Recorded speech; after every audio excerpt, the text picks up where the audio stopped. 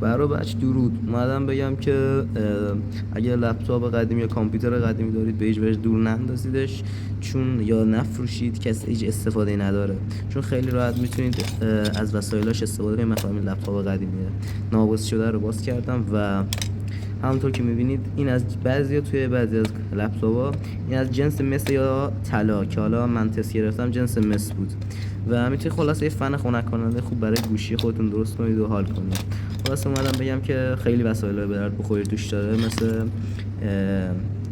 مثل خلاصه همین فن کارت گرافیک، یه خنک کننده که خیلی عالیه، مثل باتریاش که حالا این باتریاش خراب بود استفاده ما نشد،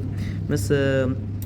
ماژول ولتاژ، ماژول افزایش ولتاژ، مثل فرستنده اینای سیگنال، خیلی خازن و آی سی و اینای مختلف و این مهمترینش این برد. یا میتونید از وسایل دیگه که من وسایلش رو جدا کردم استفاده کنید، خیلی وسایل خوبی داره.